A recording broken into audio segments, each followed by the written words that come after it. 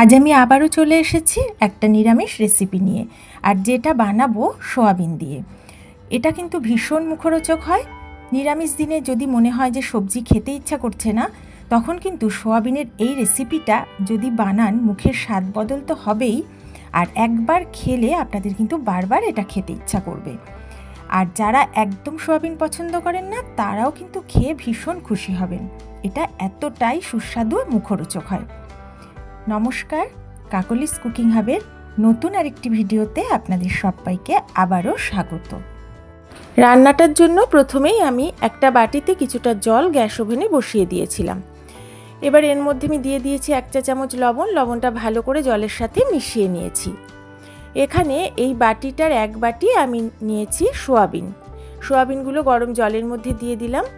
জলটা যখন অল্প অল্প ফুটতে শুরু করেছে, তখনই কিন্তু আমি সোয়াবিনগুলো দিয়েছি। এগুলো এখন চামচের সাহায্যে আমি জলের মধ্যে একটু ভালো করে মিশিয়ে দিচ্ছি। এবারে আমি 3 থেকে 4 মিনিট এটা ফুটিয়ে নেব, যার ফলে সোয়াবিনগুলো বেশ নরম হয়ে যাবে।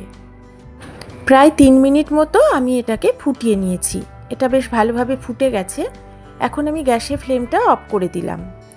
সোয়াবিনগুলো খুব ভালোভাবে ফুলে গেছে, বেশ বড় বড় হয়ে গেছে। এবার আমি এটাকে নামিয়ে প্রথমে একটু ঠান্ডা করে নেব। এবারে আমি একটা মশলা বানিয়ে নেব। তার জন্য আমি মিক্সির জারের মধ্যে নিয়ে নিলাম প্রথমে 1 চা চামচ হলুদ সর্ষে, নিচ্ছি 1 চা চামচ পোস্ত। এখানে আপনারা কালো সর্ষেও নিতে পারেন। আর দিয়ে দিচ্ছি খুব সামান্য লবণ।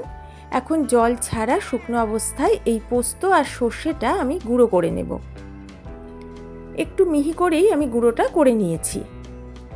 এবারে আমি এর মধ্যে দিয়ে দিচ্ছি এই বড় চামচের 2.5 চামচ মতো নারকেল কোড়া। নারকেল কোড়াটা আপনারা চাইলে আরও একটু বেশিও দিতে পারেন, এটা দিলে কিন্তু খেতে খুব ভালো হবে। এবার আমি দিয়ে দিচ্ছি 2টো কাঁচা লঙ্কা। এবার অল্প করে জল দিয়ে আমি মশলাটা বেটে নিলাম। এখানে মশলাটা একদম মিহি করে না বাটলেও হবে, একটু দানা দানা থাকলেও কোনো অসুবিধা নেই। আর কাঁচা লঙ্কার পরিমাণটা আপনারা যে যেমন ঝাল খান সেই বুঝে কমিয়ে বাড়িয়ে দেবেন। অন্যদিকে সোয়াবিন ঠান্ডা হয়ে গেছে। আমি পরিষ্কার জল দিয়ে সোয়াবিন ভালো করে ধুয়ে নিয়েছি, তারপর জলটা ঝরিয়ে নিয়েছি। তবে সোয়াবিনের মধ্যে যে জলটুকু আছে সেটাও কিন্তু বের করে দিতে হবে।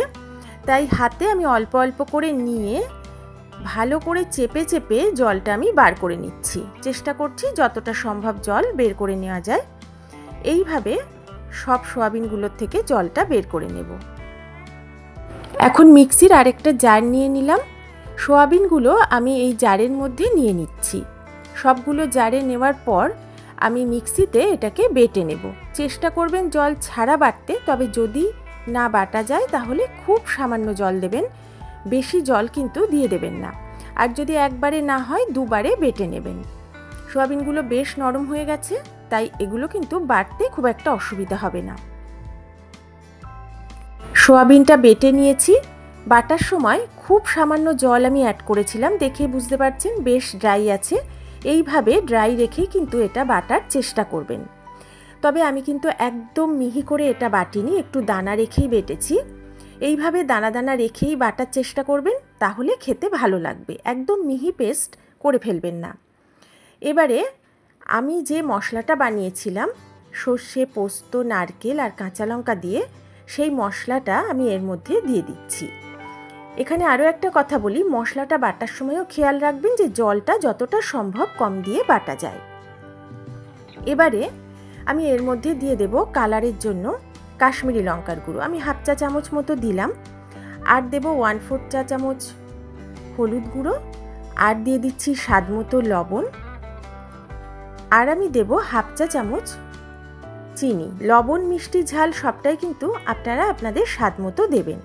এখন এই সব উপকরণ একসাথে চামচের সাহায্যে আমি একটু মিশিয়ে নিচ্ছি। এই সোয়াবিন বাটার সাথে মশলাটা ভালো করে মাখতে হবে, তাই চামচ দিয়ে সেটা ভালোভাবে হবে না, তাই আমি হাত দিয়েই মেখে নিচ্ছি। বেশ ভালো করে এটাকে মিশিয়ে নিচ্ছি, যাতে সোয়াবিন বাটার সাথে মশলাটা খুব ভালোভাবে মিশে যায়। কিছু আধ ভাঙা সোয়াবিন ছিল, সেটা আমি হাত দিয়ে একটু ভেঙে ভেঙে দিচ্ছি। এইভাবে খুব ভালো করে এটা মেখে নিচ্ছি। যারা আমার সাথে থেকে রেসিপিটা দেখতে শুরু করেছেন বা সব সময় আমার পাশে থাকেন, তাদের সবাইকে আমার সাথে থাকার জন্য অনেক অনেক ভালোবাসা, অনেক ধন্যবাদ। এটা ভালোভাবে মেখে নিয়েছি। এখন এটা ঢেকে 5 থেকে 7 মিনিট রেখে দেব। গ্যাস ওভেনে আমি এবারে একটা কড়া বসিয়ে দিয়েছি। কড়াতে আমি এখন দিয়ে দেব সর্ষের তেল। রান্নাটা অবশ্যই সর্ষের তেলে করবেন, তাহলেই কিন্তু খেতে ভালো লাগবে। আমি এখানে 3.5 চা চামচ মতো সর্ষের তেল দিচ্ছি। আপনারা তেলের পরিমাণটা যে যেমন পছন্দ করেন সেই বুঝে দেবেন। এখন তেলটাকে আমি হাই ফ্লেমে গরম করে নেব। বেশ ভালো করে তেলটা গরম হয়ে গেছে, ধোঁয়া উঠতে শুরু করেছে। এখন আমি এর মধ্যে দিয়ে দিলাম শুকনো লঙ্কা কুচি। আমি একটা শুকনো লঙ্কা কুচিয়ে এর মধ্যে দিলাম। আপনারা ঝাল বেশি খেলে আরও বেশি দিতে পারেন। দিয়ে দিলাম 1/2 চা চামচ কালো জিরে আর দিচ্ছি 2টো চেরা কাঁচা লঙ্কা। এখন লো ফ্লেমে প্রথমে একটু নাড়াচাড়া করে নিয়ে তারপর ঢাকা দিয়ে ফোড়নটা বেশ ভালো করে আমি ভেজে নিচ্ছি। ফোড়নটা খুব ভালো করে ভেজে নিয়েছি, খুব সুন্দর গন্ধ বেরোচ্ছে। আবারও একটু নাড়াচাড়া করে নিচ্ছি। যারা এখনও আমার ভিডিওটা দেখছেন তাদের একটু মনে করিয়ে দিই, যদি এখনও লাইক দিয়ে না থাকেন তাহলে যদি ভিডিওটা ভালো লাগে তাহলে অবশ্যই একটা লাইক দেবেন, পারলে একটু শেয়ার করবেন। আমি এবারে যে সয়াবিন বাটাটা ম্যারিনেট করে রেখেছিলাম সেই ম্যারিনেট করে রাখা সয়াবিন বাটাটা তেলের মধ্যে দিয়ে দিচ্ছি। গ্যাসের ফ্লেমটা আমি এখন লো টু মিডিয়ামে রেখে দিয়েছি। সয়াবিন বাটাটা দিয়ে দেওয়ার পরে এই লো টু মিডিয়াম ফ্লেমেই প্রথমে একটু নাড়াচাড়া করে আমি তেলের সাথে ভালো করে মিশিয়ে নিচ্ছি। এটা এইভাবে কিছুক্ষণ নাড়াচাড়া করে নেওয়ার পর গ্যাসের ফ্লেমটা আমি একদম লো করে দেব। লো ফ্লেমে এটা আমি বেশ কিছুটা সময় নিয়ে রান্না করব, যতক্ষণ না এটা একদম শুকিয়ে যায়। জল ভাবটা এর মধ্যে যেন একটুও না থাকে, এই কারণে এটাকে লো ফ্লেমেই একটু বসিয়ে রাখতে হবে। মাঝে মাঝে এটাকে একটু নাড়াচাড়া করে দিলেই হবে। এখনও আমি গ্যাসের ফ্লেমটা মিডিয়ামে রেখেছি, এরপর একদম লো ফ্লেমেই আমি রান্নাটা করব। আর এটা রান্না করার সময় ঢাকা দেওয়ার কিন্তু একেবারেই দরকার নেই, তাহলে কিন্তু অল্প অল্প জল বেরোবে, রান্নাটা করতে অনেক সময় লাগবে। আমি 10 থেকে 12 মিনিট রান্না করে নিয়েছি। দেখুন সুন্দরভাবে ভাজা ভাজা হয়েছে, বেশ লালচে হয়ে গেছে, জল ভাব একটুও নেই।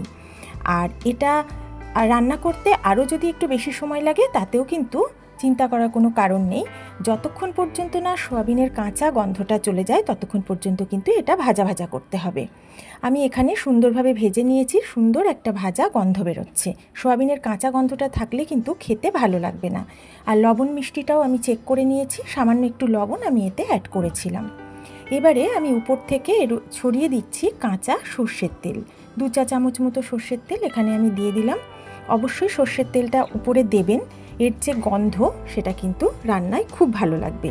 আর কিছু কাঁচা লঙ্কা কুচি এই সময় আপনারা দিয়ে দিতে পারেন, তাহলেও ভালো লাগবে। তবে আমরা যেহেতু ঝাল কম খাই, কাঁচা লঙ্কা কুচিটা এখন আর অ্যাড করলাম না। এবারে নাড়াচাড়া করে ভালো করে তেলটা একটু মিশিয়ে নিচ্ছি।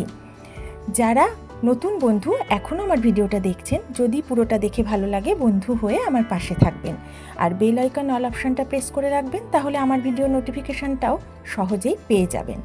আমি ভালো করে এটা মিশিয়ে নিলাম, রান্নাটা আমার একদম কমপ্লিট। এবার আমি গ্যাসের ফ্লেমটা অফ করে দেব, দিয়ে এটাকে নামিয়ে নেব। সোয়াবিনের এই নিরামিষ ভর্তাটা খেতে কিন্তু অসাধারণ লাগে, দেখেও নিশ্চয়ই আপনারা সেটা বুঝতে পারছেন। আর এটা গরম গরম ভাতে তো অপূর্ব লাগে, তবে রুটি দিয়েও যদি আপনারা খান তাহলেও কিন্তু ভীষণ ভালো লাগবে। এটা ঝাল ঝাল হলেই খেতে বেশি ভালো লাগে। যারা সোয়াবিন খেতে খুব একটা পছন্দ করেন না তারা কিন্তু এটা একবার খেলে বারবার সোয়াবিনের এই রেসিপিটা খেতে চাইবেন। যে কোনো নিরামিষ দিনে মুখের স্বাদ বদল করার জন্য এই রেসিপিটা অবশ্যই একবার বানাবেন। এটা কিন্তু নিরামিষ দিনের একটা অনবদ্য রেসিপি। তাহলে আজকের মতো আমি বিদায় নিচ্ছি, নতুন রেসিপি নিয়ে আবার চলে আসব। সবাই ভালো থাকবেন, সুস্থ থাকবেন।